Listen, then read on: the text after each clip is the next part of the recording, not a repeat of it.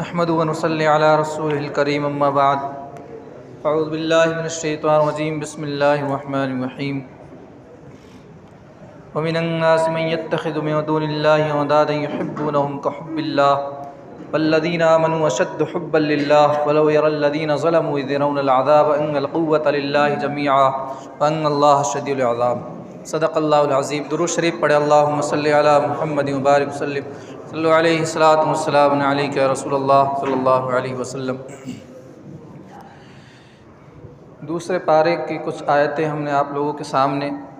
ان کا خلاصہ بیان کیا تھا، آگے چند آیتوں کا آپ کے سامنے بیان کرتے ہیں۔ اللہ فرماتے ہیں بعض لوگ وہ ہیں کہ جو اللہ کے علاوہ جنہوں نے معبود بنا رکھے ہیں یا اللہ کے علاوہ سے اس طرح کی محبت کرتے ہیں جس طرح اللہ سے محبت کرنی چاہیے، یعنی ہونا یہ چاہیے انسان کو کہ جس طرح اللہ سے محبت کی جاتی ہے اس طرح کسی اور سے محبت نہ کی جائے۔ اور ایمان والوں کو تو یہی حالت ہے۔ اللہ نے فرمایا اور جو ایمان والے ہیں اشد حبا للہ، سب سے زیادہ جو محبت کرتے ہیں وہ اللہ سے محبت کرتے ہیں۔ اللہ سے محبت کرنے کا مطلب یہ ہے کہ ہم اور آپ کیسے پہچان کر سکتے ہیں کہ ہم اللہ سے محبت کرتے ہیں کہ نہیں؟ اس کی پہچان یہ ہے کہ دیکھو اگر ہم اللہ تعالیٰ کے کاموں کو چھوڑ کر دنیا داری کے کاموں میں لگے ہوئے ہیں تو اس کا مطلب یہ ہے کہ ہم اللہ تعالیٰ سے وہ والی محبت نہیں کرتے ہیں جو اللہ تعالیٰ سے محبت کرنی چاہیے، اور ہم دنیا داری کو چھوڑ کر اللہ تعالیٰ کے کام میں لگ جاتے ہیں، اللہ تعالیٰ کی عبادتوں میں لگ جاتے ہیں، تو یہ ہے اللہ تبارک و تعالیٰ سے محبت کرنا۔ پھر آگے اللہ تعالیٰ نے بیان فرمایا کہ بہت سارے لوگ آخرت میں ایسے ہوں گے کہ جو دنیا میں جو گمراہ لوگوں کی پیروی کیا کرتے تھے یا کافروں کی پیروی کیا کرتے تھے، تو آخرت میں جب ان کو پتہ چلے گا کہ یہ گمراہ لوگ تھے تو وہ جن کی پیروی کیا کرتے تھے تو وہ تو آخرت میں ان کو بچا نہیں سکتے ہیں۔ اللہ تعالیٰ کی بارگاہ میں کہہ دیں گے وہ تو کہ ہم نے تو زبردستی تو ان سے کی نہیں تھی، اس طرح کو معاملہ بنا دیں گے۔ لیکن جو انسان گمراہ کی پیروی کرے گا گمراہوں کی تو اس کو بڑا افسوس ہوگا آخرت کے دن۔ پھر اللہ تعالیٰ نے حلال کمائی کے تعلق سے فرمایا یا ایھا الناس کلوا مما فی الارض حلالا طیبا، اے لوگو زمین میں جو کچھ ہے حلال ہے اس کو کھاؤ، حلال اور طیب مال ہے جو اس کو کھاؤ، اور شیطان کے نقش قدم پر نہ چلو، یعنی شیطان کی پیروی نہ کرو۔ شیطان کیا ہے؟ انسان کو حرام کی طرف لے جاتا ہے، اور ہم اور آپ کو چاہیے کہ حلال کی کوشش کریں، اور شیطان تو انسان کو یہی حکم دیتا ہے بالسوء انما یأمرکم بالسوء والفحشاء وان تقولوا علی اللہ ما لا تعلمون۔ شیطان کن کن چیزوں کا حکم دیتا ہے؟ اب شیطان کیا ہے؟ جو بھی ان چیزوں کا حکم دے گا نا وہ شیطان ہوگا، چاہے وہ کوئی سا بھی، انسانوں میں بھی شیطان ہو سکتا ہے۔ یعنی بالسوء برائی کا حکم دیتا ہے، والفحشاء بے حیائی کا کوئی حکم دے، بے حیائی کی طرف لوگوں کو لائے، یا اللہ تبارک و تعالیٰ کے بارے میں ایسی بات کہلوائے جو اللہ تعالیٰ نے نہیں کہی ہے، اللہ پر الزام لگوانا، یہ شیطان کے کاموں میں سے ہے۔ اور پھر کچھ لوگوں کا ایسا ذکر فرمایا کہ جب ان کو کہا جاتا ہے اللہ تعالیٰ کی کتاب میں جو لکھا ہوا اس کو مانو تو وہ کہتے ہیں کہ ہم تو اپنے باپ داداؤں کے جو باتیں تھیں ان پر عمل کریں گے۔ تو حضرات محترم مسلمانوں کا یہ طریقہ نہیں ہونا چاہیے۔ اللہ تعالیٰ کے اللہ تعالیٰ نے جو اپنی کتاب میں لکھ دیا ہے، اللہ کے احکام کے علاوہ تمام احکام کو چھوڑ دینا چاہیے، کیونکہ باپ دادا کو یہ تو ہے نہیں تھے کہ ان پر اللہ نے کوئی کتاب نازل کی، کوئی وہ ہدایت پر تھے کہ نہیں تھے، اللہ بہتر جانتا ہے، یا اللہ جو قرآن کے مقابلے میں یا کتاب کے مقابلے میں آئے گا تو ظاہر سی بات ہے وہ تو ہدایت پر ہو بھی نہیں سکتا ہے۔ پھر حرام چیزوں کو اللہ نے ذکر فرمایا کہ انما حرم علیکم المیتۃ، کہ اللہ تعالیٰ نے تم پر حرام فرما دیا ہے مردار کو، یعنی جو جانور جو حلال جانور ہیں نا جو وہ بھی اگر مر جاتے ہیں تو وہ ان کا گوشت کھانا حرام ہوگا۔ اسی طرح خون کو حرام کیا ہے، خنزیر کا گوشت یعنی جو سور ہوتا ہے اس کا گوشت، اور جو کوئی ذبح کیا گیا ہو اللہ کے نام کے علاوہ کسی اور نام سے ذبح کیا گیا ہو، اللہ کا نام نہ لیا ہو، ایسے ہی ذبح کر دیا ہو تو وہ جانور بھی حلال نہیں ہوتا ہے، حرام ہوتا ہے۔ اور حرام کھانے کی صرف ایک صورت یہ ہو سکتی ہے کوئی مجبوری ہو، کسی کی جان جا رہی ہو اور اس وقت حرام کے علاوہ کوئی دوسری چیز نہ ہو، حرام چیز کے علاوہ تو اس کو کھایا جا سکتا ہے، اس کی اجازت اللہ تعالیٰ نے کی ہے، فلا اسم علیہ، تو اس پر کوئی گناہ نہیں ہوگا۔ پھر اللہ تعالیٰ نے نیکی گنائی کہ اصل نیکیاں کیا کیا چیز ہیں چند آیتوں کے بعد، کہ اصل نیکی یہ ہے کہ اللہ پر ایمان لایا جائے، آخرت پر اور فرشتوں پر، والکتاب والنبیین، کتاب اور نبیوں پر، اور مال کو اللہ کی محبت میں خرچ کیا جائے، اللہ سے محبت کرتے ہوئے، قریبی رشتہ داروں پر، یتیموں پر، مسکینوں پر، مسافروں پر، اور جو مانگنے والے ہیں اور غلام وغیرہ۔ اسی طرح نماز قائم کرنا، زکوٰۃ دینا، وعدوں کو پورا کرنا، صبر کرنا ہر حالت میں، کسی بھی طرح کی مصیبت ہو۔ تو اللہ کہہ رہا ہے یہ ہے اصل نیکیہ۔ ہم اور آپ جو اپنے من میں کوئی نیکی بنا لے وہ نہیں، اصل نیکیہ وہ ہوں گی جو قرآن بیان فرمائے گا۔ پھر اللہ تبارک تعالیٰ نے قصاص کا حکم فرمایا کہ اگر کوئی انسان کسی کو قتل کر دیتا ہے، بغیر بات کوئی قتل کر دیتا ہے تو بدلے میں اس کو قتل کیا جائے گا۔ ہاں یہ ہے کہ اس کے وارثین کچھ معاف فرما دے تو ایک الگ بات ہے، لیکن اللہ نے فرمایا وَلَكُمْ فِي الْقِصَاصِ حَيَاتٌ، کہ اللہ تعالیٰ نے قصاص میں تمہارے لیے زندگی رکھی ہے، یعنی بدلے میں قاتل کو قتل کرنا یہ ہے اصل زندگی، کیونکہ قاتل کو قتل نہیں کریں گے، ظالم کو ظلم کا بدلہ نہیں دیں گے تو پھر اور زیادہ ظلم کرے گا وہ لوگوں پر، اور زیادہ قتل کرے گا۔ پھر روزوں کے تعلق سے اللہ تعالیٰ نے چند آیتوں کی بات فرمایا کہ اللہ تعالیٰ نے روزوں کو تم پر فرض کیا جیسے پہلے لوگوں پر فرض فرمایا تھا۔ پھر روزوں کے احکام چند بیان فرمانے کے بعد پھر فرمایا وَإِذَا سَأَلَكَ عِبَادِي عَنِّي فَإِنِّي قَرِيب، کہ جب میرے بندے تم سے پوچھتے ہیں، اے محبوب حضور صلی اللہ علیہ وسلم سے فرمایا جا رہا ہے کہ جب میرے بندے میرے بارے میں پوچھے تو کہہ دو کہ میں اتنا قریب ہوں کہ جو بھی مجھ سے کوئی دعا کرتا ہے، اللہ کہتا ہے جو بھی مجھ سے کوئی دعا کرے گا میں تو اس کی دعا کو ضرور سنوں گا، اس کی دعا کو ضرور قبول فرماؤں گا۔ تو حضرات محترم، اللہ تعالیٰ سے جب بھی کوئی دعا کی جاتی ہے نا سچے دل سے، لگن کے ساتھ، تو اللہ تعالیٰ اس دعا کو ضرور قبول فرماتا ہے۔ اور پھر چند آیتوں کے بعد اللہ تعالیٰ نے فرمایا وَلَا تَأْكُلُوا أَمْوَالَكُمْ بَيْنَكُمْ بِالْبَاطِلِ، کہ ایک دوسرے کے مال کو باطل طریقے سے نہ کھاؤ، کہ کسی پر کیس ڈال کر کسی کے مال کو تم ہڑپ لو، وہ تمہارے لیے جائز نہیں ہوگا باطل طریقے سے اگر کسی کو مال کو اس طرح سے کھائیں گے تو۔ پھر اللہ تعالیٰ نے جہاد کے تعلق سے بیان فرمایا کہ جو تم پر ظلم کرتے ہیں، جو تم سے قتال کرتے ہیں تو تم بھی ان سے قتال کرو، یعنی بزدلی نہ دکھاؤ۔ یہ نہیں کہ انسان بزدلی دکھاتا رہے تو، کیونکہ جو ظلم برداشت کرتا ہے تو لوگ اس پر اور زیادہ ظلم کرتے ہیں۔ پھر حج وغیرہ کے احکام بیان فرمانے کے بعد اللہ نے فرمایا کچھ لوگ ایسے ہیں کہ جو صرف دنیا کو مانگتے ہیں، کہتے ہیں ربنا آتنا فی الدنیا، یعنی دنیا ہی دنیا کو مانگتے ہیں۔ اللہ نے فرمایا وما لہ فی الآخرۃ من خلاق، آخرت میں ان کے لیے کوئی حصہ نہیں ہوگا۔ ہاں مانگو تو اللہ تعالیٰ سے دونوں مانگو، یہ دعا کرو ربنا آتنا فی الدنیا حسنۃ وفی الآخرۃ حسنہ، یعنی دنیا میں بھی بھلائی مانگو اور آخرت میں بھی بھلائی مانگو، یہ طریقہ اللہ تبارک و تعالیٰ نے سکھایا ہے۔ پھر کچھ لوگوں کو اللہ نے ذکر فرمایا کہ باتیں تو بہت اچھی کرتے ہیں لیکن ہوتے وہ بہت سخت جھگڑالو قسم کے لوگ ہوتے ہیں اور زمین میں فساد وغیرہ پھیلاتے ہیں۔ ان کے مقابلے میں کچھ لوگ ایسے ہوتے ہیں کہ اللہ کی رضا کے لیے اپنی جان تک کی بھی پرواہ نہیں کرتے ہیں۔ پھر اللہ تبارک و تعالیٰ نے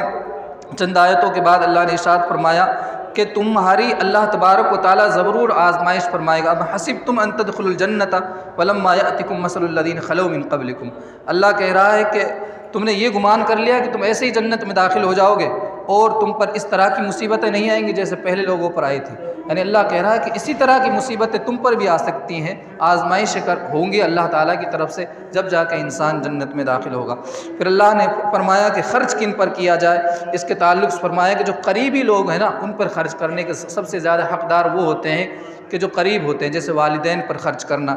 اور جو قریبی رشتہ دار ہیں ان پر خرچ کرنا۔ ہم اور آپ کیا کرتے ہیں کہ ہمارے جو گھر والے ہیں وہ ضرورت مند ہوتے ہیں، ہم دوسروں پر خرچ کرتے گھومتے ہیں، تو سب سے حقدار وہ ہوتے ہیں جو جتنا زیادہ قریب ہوگا۔ پھر اللہ نے فرمایا کتب علیکم القتال وهو کرہ لکم، اللہ نے تم پر قتال کو یعنی جہاد کو فرض قرار کر دیا ہے اگرچہ وہ تمہیں ناپسند ہے، یعنی نفس پر سب سے زیادہ بھاری گزرتا ہے جہاد کرنا، کافروں سے جہاد کرنا، لیکن اللہ کہہ رہا ہے کہ بعض اوقات ایسا ہوتا ہے عسیٰ ان تکرہوا شیئا وهو خیر لکم،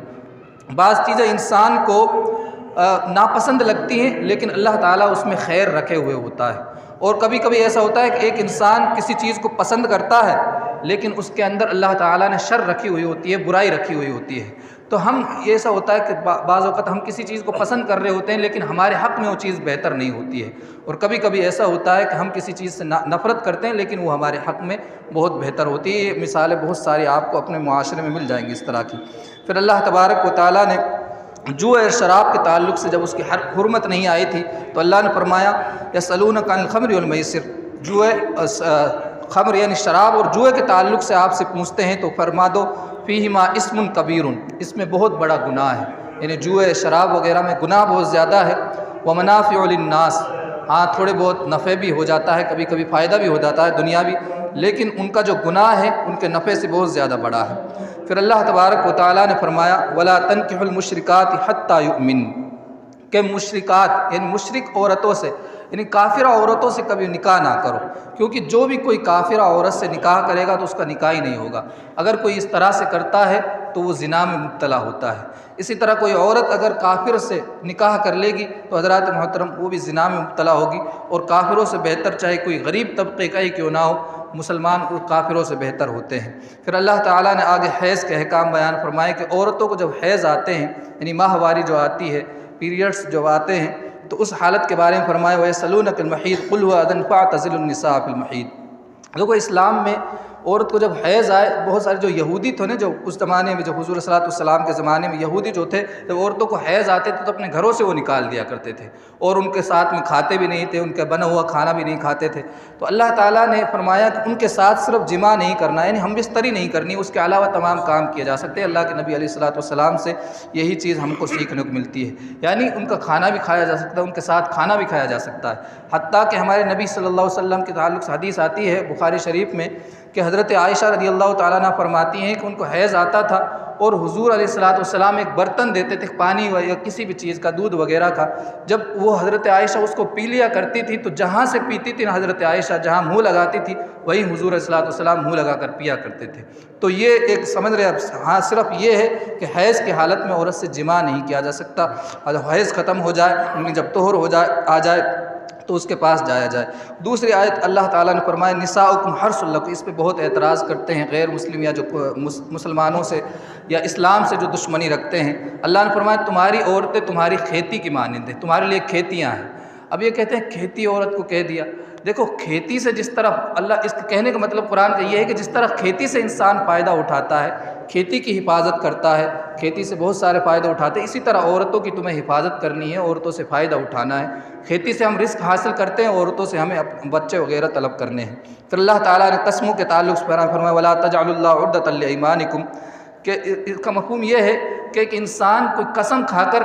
کوئی نیک باتوں میں قسم نہ کھا لے۔ مثال کے طور پر یہ نہ کہے کہ میں فلاں شخص کی مدد نہیں کروں گا، اللہ کی قسم کھا کر یہ کہے کہ میں اس کی مدد نہیں کروں گا، تو اللہ کہہ رہا ہے کہ اس طرح کی قسمیں نہ کھائی جائے، سمجھ رہے، کیونکہ نیکیوں کے بارے میں، لوگوں کے درمیان اصلاح کرنے کے بارے میں اس طرح کی قسمیں نہ کھائی جائے۔ اور قسم کے جو احکام ہیں 7ویں پارے میں آئیں گے انشاءاللہ، وہاں بیان کر دوں گا میں کہ اس کے کیا کیا احکام ہیں۔ پھر اللہ تبارک و تعالیٰ نے بیان فرمایا للذین یؤلون من نسائہم تربص 4 اشہر، کہ وہ یہ ایلا کہتے ہیں، ایلا کا مطلب یہ ہوتا ہے کہ کوئی قسم کھا لے عورت کے پاس جانے کی، نہ جانے کی، یعنی یہ کہے کہ کوئی قسم کھائے کہ میں اپنی عورت سے جماع نہیں کروں گا، تو اللہ تعالیٰ نے کہا ایسی قسمیں نہ کھائی جائے۔ اس کا کہنے کا مطلب یہ ہے کہ ایسی قسمیں نہ کھائی جائے۔ اگر کسی نے قسم کھا لی ہے اور وہ 4 مہینے تک اپنی عورت کے پاس نہیں گیا ہے، 4 مہینے تک کی چھوٹ ہوتی ہے، 4 مہینے تک اگر نہ جائے قسم کے بعد میں تو اس عورت کو طلاق ہو جاتی ہے، یعنی اس سے نکاح سے وہ نکل جاتی ہے۔ پھر طلاق کے احکام آ جاتے ہیں۔ اللہ تعالیٰ نے فرمایا الطلاق مرتان، طلاق کے احکام، طلاق کیا ہے کہ نکاح جس سے ختم ہو جاتا ہے اس کو طلاق کہتے ہیں۔ اور طلاق کی اب صورتیں کچھ مختصر سے اس میں بیان کر دیتا ہوں۔ طلاق اگر صاف لفظوں میں 2 مرتبہ بھی تک انسان طلاق دے دیتا ہے تو اس سے رجوع کیا جا سکتا ہے، یعنی طلاق سے واپسی، رجوع کا مطلب یہ ہے کہ جیسے مثال کے طور پر کسی نے صاف لفظوں میں طلاق دے دی اور 1 یا 2 تک دی، تو انسان یعنی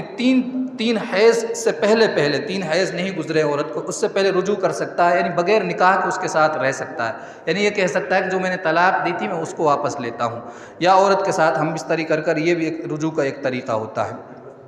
تو اس کو کہتے ہیں طلاق رجعی۔ لیکن اگر کوئی 3 طلاق دے دے صاف الفاظ میں تو حضرات محترم قرآن میں آتا ہے فَإِن طَلَّقَهَا، پھر اس کے بعد طلاق دے دی، یعنی 3 طلاق ہو گئی تو عورت اس کے لیے حلال نہیں ہوگی، یعنی پھر اس سے اس کا نکاح نہیں ہو سکتا ہے۔ ہاں یہ ہے کہ وہ عورت کسی دوسرے مرد سے شادی کر لے، سمجھ رہے، اور وہاں بائی چانس اس سے طلاق ہو جائے تب اس سے دوبارہ سے نکاح ہو سکتا ہے، ورنہ یہ بہت سارے لوگ اس طرح کرتے ہیں جب 3 طلاق ہو جاتی ہیں تو پہلے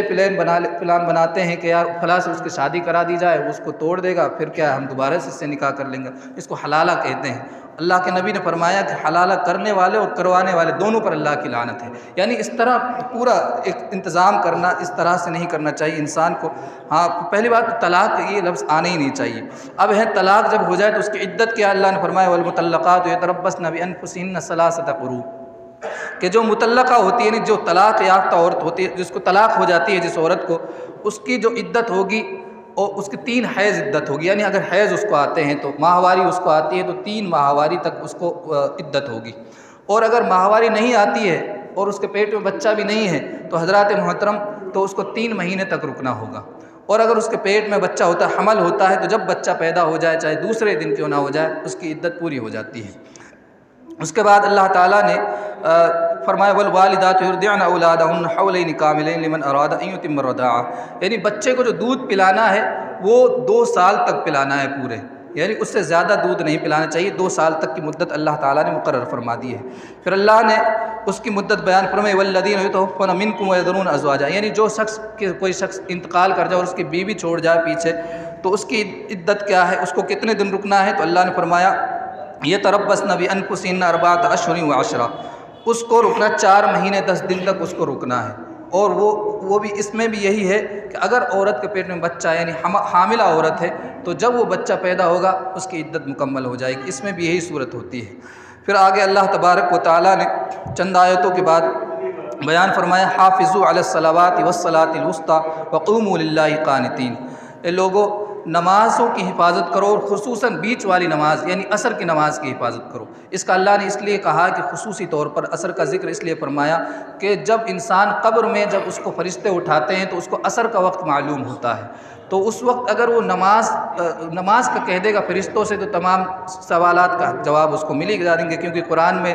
نماز کے اندر یہ تمام چیزیں ہوتی ہیں جو سوال کرتے ہیں فرشتے۔ بہرحال تو وہاں نماز کی اگر طلب ہوگی، نماز کی خواہش کرے گا تو اس کے لیے فائدہ مند ہوگی، اس لیے اللہ نے فرمایا بیچ والی نماز کی حفاظت کرنے کا اللہ نے فرمایا۔ پھر ایک اور الم تر الی الذین خرجوا من دیارہم ملوک حذر الموت، اللہ فرماتا ہے کچھ لوگوں کا ذکر فرمایا کہ وہ موت کے ڈر سے ایک جگہ سے نکل گئے تھے اپنی بستیوں سے، تو اللہ تعالیٰ نے ان پر موت طاری کر دی اور بعد میں ان کو زندہ بھی کر دیا تھا، تو اللہ تعالیٰ نے اپنی قدرت کا یہاں ذکر فرمایا۔ پھر بنی اسرائیل کے تعلق سے بیان فرمایا کہ اللہ تعالیٰ نے ان پر جہاد کو فرض کیا لیکن انہوں نے بزدلی دکھائی، جس طرح کہ آج کل مسلمان بزدلی دکھاتے ہیں، سمجھ رہے ہیں آپ، تو بزدلی نہیں دکھانی چاہیے انسان کو۔ اور اللہ تبارک و تعالیٰ نے ان کے لیے انہوں نے وقال لهم نبیہم ان اللہ قد بعث لکم طالوت ملکا، ایک نبی کے ذریعے ان کے لیے ایک بادشاہ مقرر کیا تھا جس کا نام تھا طالوت۔ اور جب طالوت بادشاہ مقرر کیوں کیا تھا اللہ تعالیٰ نے، کیونکہ ان کے پاس علم تھا اور ان کا جسم بھی بہت بھاری تھا، یعنی بڑے جسم والے تھے، اور ان کے بادشاہت کی نشانی یہ تھی کہ اللہ نے فرمایا وقال لهم نبیہم ان آیۃ ملکہ ان یاتیکم، اس کے بادشاہت کی نشانی یہ ہے کہ تابوت آئے گا ان کے پاس جس میں اس کے تمہارے رب کی طرف سے سکینہ ہوگا، اور اس میں باقیہ اس تابوت یعنی اس صندوق کے اندر جو تھے نا وہ حضرت موسیٰ اور حضرت آل موسیٰ اور آل ہارون یعنی موسیٰ علیہ السلام کے اولاد وغیرہ میں سے ان کے تبرکات کپڑے وغیرہ جو بھی چیزیں تھیں اس میں تھی، تو ان کی نشانی تھی۔ بعد میں انہوں نے کیا ہے اللہ نے فرمایا کہ جب انہوں نے جہاد کیا یعنی اس بادشاہ کے ساتھ میں جہاد کیا تو اللہ تعالیٰ نے ان کی بھی آزمائش فرمائی ایک نہر کے ذریعے۔ اللہ نے فرمایا کہ ایک نہر ہے، اس سے تمہیں پانی نہیں پینا ہے، اور جو اس میں پانی پی لے گا وہ ہم میں سے نہیں۔ اللہ نے فرمایا کہ اس کا کوئی تعلق نہیں ہے جہاد کرنے والوں سے، مسلمانوں سے، یعنی اللہ تعالیٰ نے ان کی آزمائش فرمائی۔ کہنے کا مطلب یہ ہے کہ دیکھو پہلے لوگوں کی بھی آزمائش ہوئی اور ہم اور آپ کی بھی اللہ تبارک و تعالیٰ طرح طرح سے آزمائشیں فرمائیں گے۔ تو یہ دوسرے پارے کا مختصر سا خلاصہ تھا۔ اللہ تبارک و تعالیٰ کی بارگاہ میں دعا ہے کہ اللہ تعالیٰ ہمیں